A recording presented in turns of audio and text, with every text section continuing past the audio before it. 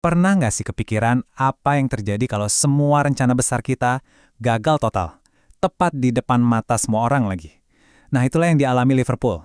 Tapi, ya tahu nggak, justru dari puing-puing kegagalan itu, muncul seorang pahlawan yang sama sekali nggak terduga. Wataru Endo. Kisahnya ini, wah, ini bukan cuma soal sepak bola. Ini pelajaran berharga tentang gimana visi, data, dan terutama karakter bisa mengubah keraguan jadi kemenangan. Yuk, kita bedah bareng-bareng ceritanya. Oke, kita mundur sedikit ya ke musim panas 2023. Buat Liverpool, musim panas itu mimpi buruk beneran deh. Bayangin aja, tulang punggung lini tengah mereka, Fabinho sama Henderson, cabut. Terus target utama mereka, Moises Caicedo dan Romeo Lavia, secara dramatis malah nolak mereka buat gabung ke rival, Chelsea.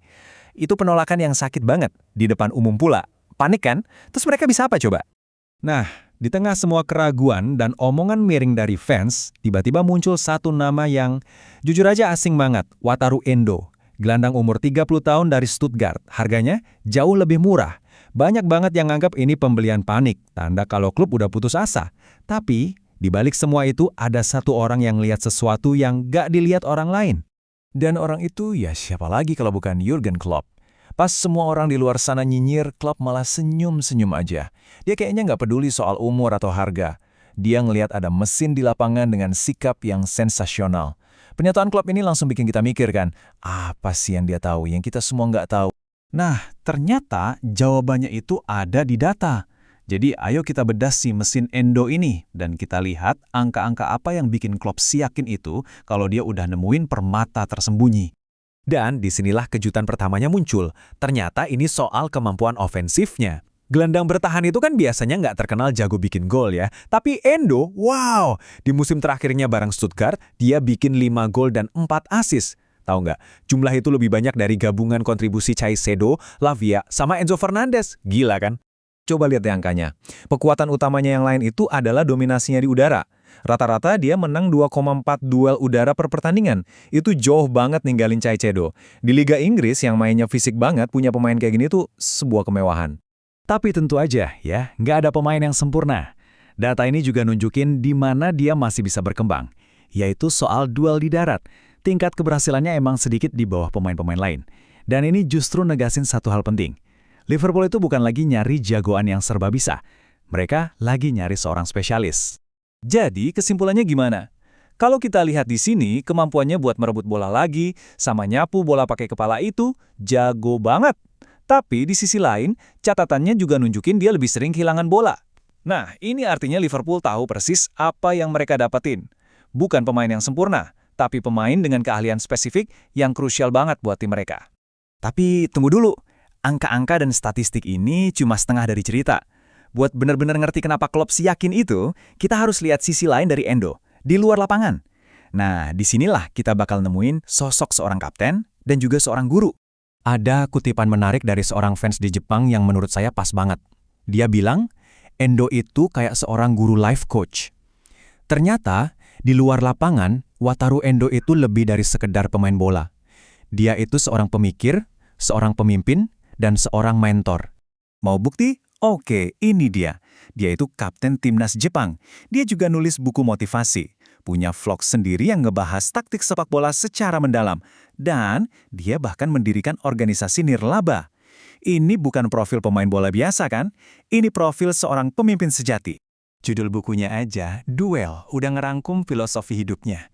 Subjudulnya itu 30 cara berpikir yang tidak membutuhkan jawaban yang benar.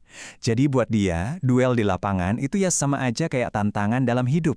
Nah, kedalaman karakter dan kecerdasan kayak gini yang dia bawa ke ruang ganti. Nah, dengan kombinasi skill di lapangan dan mentalitas baja di luar lapangan, kesuksesan Endo di Liverpool kayaknya emang udah nggak bisa dihindarin lagi. Dia cepet banget mencapai puncaknya. Tapi ya, namanya juga cerita hebat kan? Setelah puncak, biasanya datang pukulan telak. Dan bener aja, Endo langsung membungkam semua orang yang ragu. Dia beradaptasi super cepat dengan kerasnya Liga Inggris, malah dia bilang latihan di Liverpool bikin dia makin kuat. Nggak butuh waktu lama, dia berhasil merebut hati para fans dan jadi pemain kunci pas timnya ngangkat trofi Piala Liga. Bener-bener pembuktian yang sempurna. Perjalanannya itu benar-benar luar biasa. Cepet banget. Coba lihat lini masa ini. Direkrut Agustus 2023, Desember dia udah jadi pemain terbaik bulanan. Masuk 2024, dia ngangkat trofi pertamanya. Tahun 2025, dia jadi bagian dari tim juara Liga Inggris. Itu puncak karirnya. Terus, Februari 2026, semuanya berubah drastis. Dengerin deh kata-katanya sendiri. Ini gambarin betapa parahnya situasi. Ligamennya benar-benar putus. Pada akhirnya saya perlu operasi untuk memperbaikinya. Sebuah cedera yang bukan cuma ngabisin musimnya, tapi juga bisa ngancam karirnya. Pukulan yang paling kejam, pas lagi di puncak-puncaknya. Tapi, kalau ada satu hal yang kita pelajari dari Wataru Endo, setiap kemunduran itu cuma awal dari sebuah duel yang baru. Jadi, ceritanya nggak berhenti di meja operasi. Babak selanjutnya adalah soal ketahanan, dan soal mimpi besar bernama Piala Dunia. Dia nggak buang-buang waktu buat meratapi nasib. Pola pikir seorang pejuang langsung ngambil alih. Fokusnya sekarang cuma satu dan jelas banget, pulih dari cedera parah ini dan siap buat mimpin Jepang sebagai kapten di panggung terbesar sepak bola, Piala Dunia. Ini bakal jadi duel terbesarnya sejauh ini. Dan kita tutup cerita ini dengan kata-katanya sendiri yang menurut saya merangkum semuanya dengan sempurna.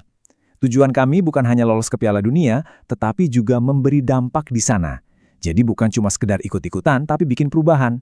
Ini cerminan yang pas banget dari seorang pemain yang karirnya sendiri udah ngasih dampak luar biasa. Dan ngajarin kita semua bahwa di balik keraguan yang paling besar, seringkali tersembunyi kekuatan yang paling besar pula.